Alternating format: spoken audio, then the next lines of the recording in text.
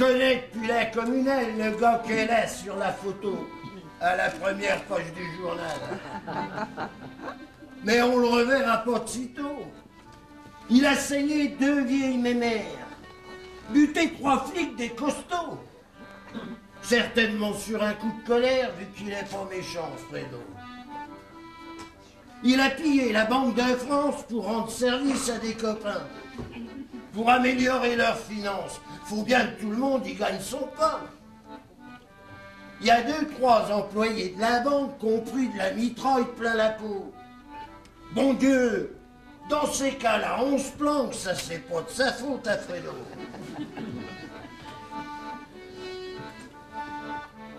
Il a liquidé sa frangine.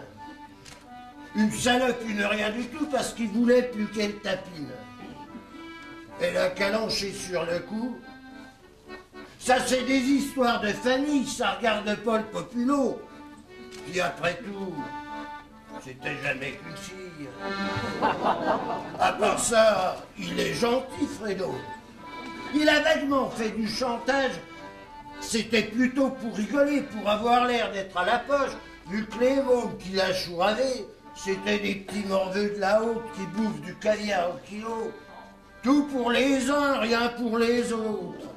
C'est pas juste, il disait Fredo. Il a fait le ramdam chez les Corses un soir qu'il avait picolé.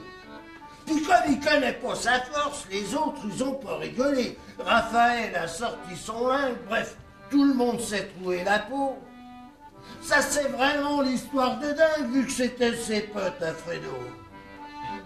L'histoire des 2 voyous de Pigalle qu'il a flingués d'un cœur léger. Moitié cané, moitié pédale. Il fallait bien les corriger, sinon peu à peu, qu'est-ce qui se passe? Un jour, ça s'allonge au perdreau, et puis qui c'est qui paie la casse? C'est nos zigues, disait Fredo.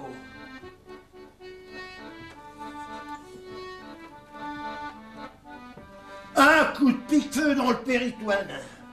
Et Fredo s'est retrouvé comme ça, le cul sur le faubourg Saint-Antoine.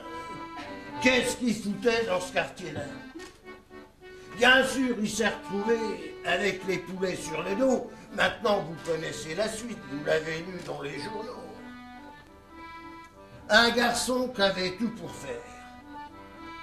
Délicat, impeccable mentalité, correct en affaires, bref, il avait des qualités. J'ai lu les journaux cette semaine, les vaches, ils y font pas de cadeaux. Il y a pourtant une chose qui est certaine, il n'était pas méchant, Fredo. Il était même gentil de nature. Du premier coup, ça se voyait pas, ça se lisait pas sur sa figure. Mais on peut pas lui reprocher ça. Moi, cela me fait mal quand je l'imagine en train de basculer sous le couteau de leur saloperie de guillotine à un mec aussi gentil que Fredo. À côté des requins de la finance, des crades du gouvernement, on parlera pas des ministres de l'économie, de ces tarés qui règnent en France à grands coups de gueule d'enterrement.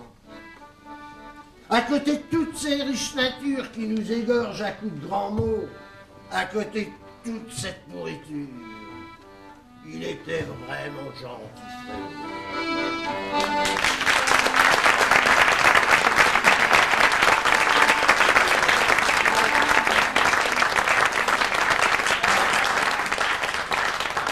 C'était un gringalet, pas vraiment laid, mais il était né à Paname. Tout ce qu'il connaissait, il disait qu'il savait causer aux dames. C'était pas un tocard, un ringard, un train de boulevard. On l'appelait le Mozart, le Saint-Bernard du Pont des Arts. C'était pas un dragueur, un flambeur de fin de semaine.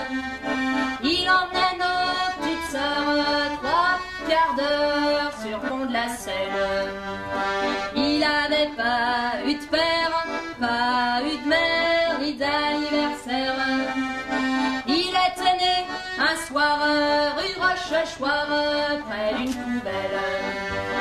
Il avait pas eu de chance, ni de vacances dans son enfance. Mais quand fallait de l'ambiance, sa seule présence, c'était Byzance. C'était un bon copain, méritait bien cette chansonnette, car il est mort de faim un beau matin rue de la Roquette.